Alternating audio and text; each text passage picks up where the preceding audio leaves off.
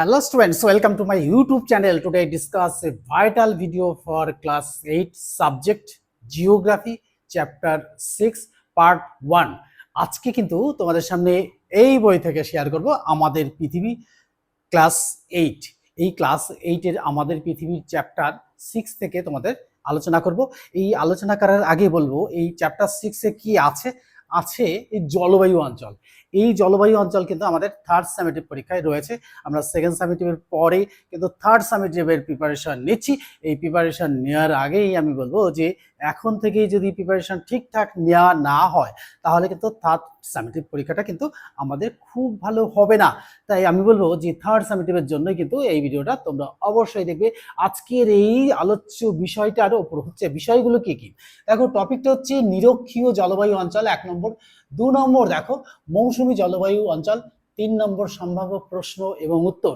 অর্থাৎ তোমাদের কষ্ট করে কিন্তু আর প্রশ্নের উত্তর খুঁজতে হবে না, অর্থাৎ প্রশ্নও খুঁজতে হবে না, উত্তরও খুঁজতে হবে না। এই প্রশ্ন এবং উত্তর নিয়েই কিন্তু আজকে তোমাদের সামনে হাজির হচ্ছি।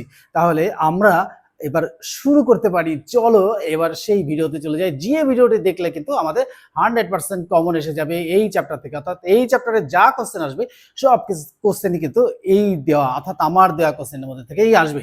আর আমি তোমাদের সামনে প্রায় 25 থেকে 30টা কোশ্চেন আজকে শেয়ার করব উত্তর সমেত। সেগুলো কিন্তু তোমরা ভালো করে পড়বে। তাহলে চলো শুরু করি।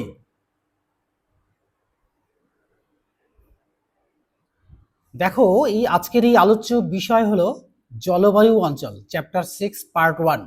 এই জলবায়ুটা কি এটা একটু প্রথমেই জেনে নিতে হবে। আর আমি এই চ্যাপ্টারটা থেকে কিন্তু পাই টু পাই পড়বো।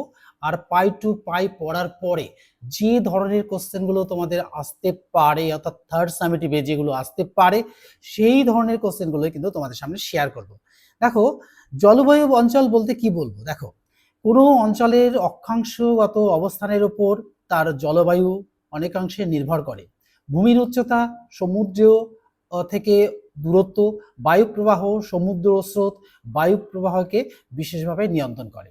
এবার দেখো, সমুদ্র সমতল থেকে যত উপরে ওঠা যায় বায়ুর উষ্ণতা তত কমে যায়। তো আমরা জানি যে প্রত্যেক 1 কিলোমিটার উচ্চতার জন্য 3 ডিগ্রি করে টেম্পারেচার কমে যায়।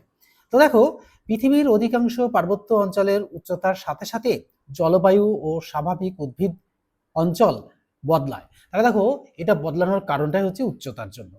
এবার দেখো আমরা চলে আসব যে এবার এখানে একটা কথা দিয়েছে, এই কথাটা না বললেও হয় কিন্তু তার সাথে একটু বইয়ে দিয়েছে, তো তাই আমরা একটু পড়েই নেব।